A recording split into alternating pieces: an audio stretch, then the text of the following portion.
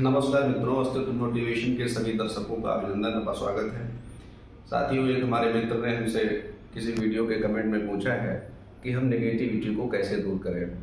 मित्रों, पहले आपको ये समझ लेना चाहिए कि नेगेटिविटी आखिर है क्या। नेगेटिविटी से मतलब ये होता है कि जब आपके पूरी पर्सनालिटी में कुछ असहज सा होने लगे, कुछ अव्यवस्थित सा होने लगे, कुछ अनगढ़ सा होने लगे, तो समझ लीजिएगा कि अब आपकी जो ऊर्जा है उसका डायमेंशन किसी न किसी नेगेटिव मोड की तरफ है। नेगेटिविटी का ये भी मतलब है कि जब किसी भी काम को आप करने के लिए विचार कर रहे हैं, उससे पहले ही आपके भीतर अश्रद्धा, अविश्वास जैसे भाव आने शुरू हो जाते हैं। ये बहुत स्वाभाविक बात है, इसमें कुछ भी घबराने जैसी बात नहीं है। कभी कभी वातावरण के प्रभाव से, किसी व्यक्ति इत्यादि की संगति के प्रभाव से इस प्रकार की मानसिक स्थिति बन जाती है। इस मानसिक स्थिति से बिल्कुल भी घबराने की जरूरत नहीं है। जरूरत सिर्फ इस बात की है कि कुछ पल के लिए आपको ठहरना चाहिए, अपने भीतर विश्राम की स्थिति पैदा करनी चाहिए। आपको बहुत ही आराम की स्थिति में चले जाना चाहिए और उस स्थिति में आते ही आपको पहले अपने आप के कुछ चेकअप कर लेने चाहिए। जानते हैं वे चेकअप कौन से हैं? आप पहले तो अपने आप से ये प्रश्न करें कि जिस काम को मैं करने के लिए जा रहा हूँ, इस काम को करने की कौन कौन सी निर्धारित योग्यताएं हैं, क्षमताएं हैं, और उनमें से कितनी क्षमताएं और योग्यताओं को मैं पूरा कर रहा हूँ। आपको जब लगे कि इसमें से सही चीज़ों को मैं पूरा कर रहा हूँ, तो फिर वो विचार जो आपके पास आया था कि शायद इस कार्य को हम नहीं कर सकेंगे, भूल जाइए। फिर अपनी उस क्षमता और सामर्थ्य की जो चेकअप तुम्हारे पास आया था, जिस पर आपने टिक का निशान किया था कि ये क्षमताएं मेरे पास हैं, तो फिर उन्हीं पर विश्वास करके सरल बनकर, सहज होकर आगे बढ़ने की कोशिश करें। ये एक छोटा सा सूत्र है नेगेटिविटी से दूर होने के लिए। साथियों, एक बात आपसे और कहूँ कि नेगेटिविटी का कोई स्थायी समाधान होता ही नहीं है। ये बिल्कुल उस वायरस की तरह है, जैसे कि आपको पता नहीं चलता है और वायरस आपके भीतर एंटर कर जाता है, और जब वह वायरस अपना पूरा प्रकोप बना लेता है और शरीर की जो व्यवहारिक गतिविधियां हैं उनमें आमूलचूल परिवर्तनों को कर देता है, तब हम जाकर के समझ पाते हैं कि शरीर में किसी प्रकार की कोई विकृति आ गई है। इसी प्रकार से हमारे मन के साथ भी होता है। बातों बातों से ही या कई बार सोचते सोचते कुछ ऐसे नेगेटिव डायमेंशंस हमारे मस्तिष्क के भीतर विकसित हो जाते हैं और हमको वो प्रारंभिक अवस्था में पता नहीं चलते हैं।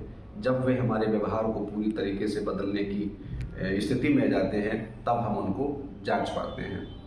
मुझे लगता है कि अगर ऐसी स्थिति ही न पैदा हो, इसके लिए हमें एक छोटा सा प्रयोग करना चाहिए।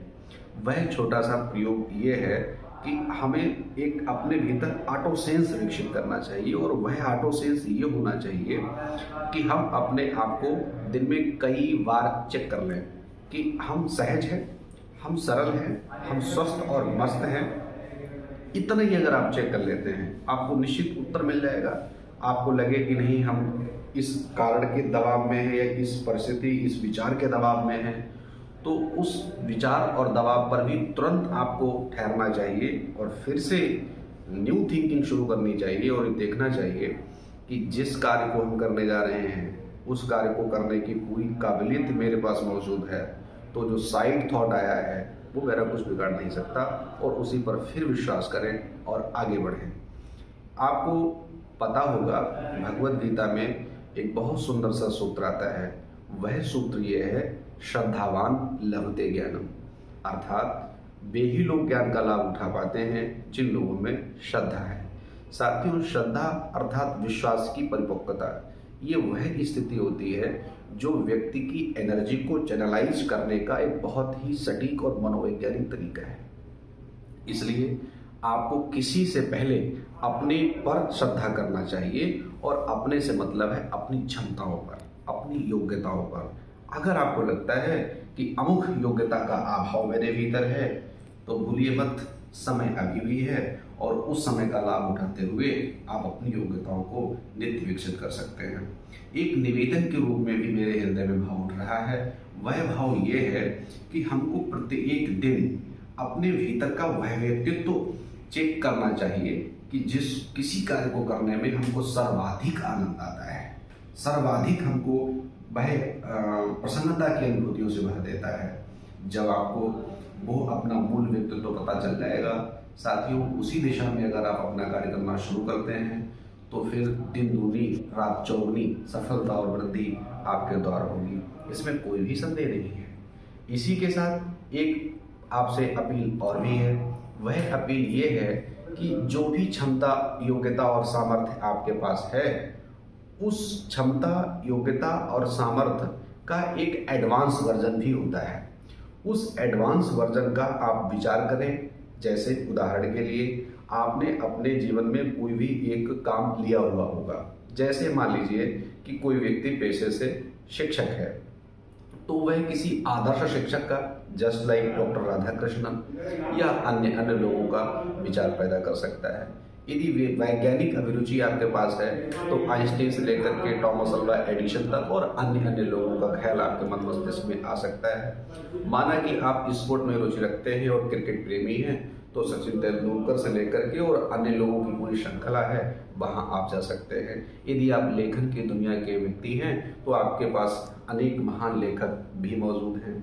यदि आप राजनीति से और अन्य क्षेत्रों के भी महारथियों को देखना चाहें तो वे सब आपके समक्ष हैं साथियों। अब आपको ये विचार करना चाहिए कि हमारी इनसे कोई तुलना नहीं है, बल्कि हमें ये सोचना चाहिए कि ये लोग इस सीमा तक गए हैं, लेकिन मेरे पास समय, क्षमता और योग्यता अभी सब कुछ प्राप्त करने के लिए है कि शायद हम कुछ और बेहतर कर सकते हैं।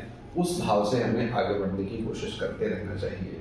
तो अंतिम निवेदन ये है कि नित्य अपनी योग्यताओं को बढ़ाएं, अपनी सामर्थ्य को बढ़ाएं, अपनी क्षमता को बढ़ाएं। आप देखेंगे कि आपके जीवन का स्वरूप निश्चित ही वह होगा जिसकी आपने कल्पना नहीं की होगी। तो अब एक बात आपसे और भी कहनी है। यह एक परंपरा सी मुझे दिखाई पड़ती है और अब मैं बहुत आपको उलझाऊंगा नहीं, सीधे सीधे कहूँगा। अगर ये विचार आपको ठीक लगा है तो लाइक कर लेना और सब्सक्राइब कर लेना। बाकी धन्यवाद।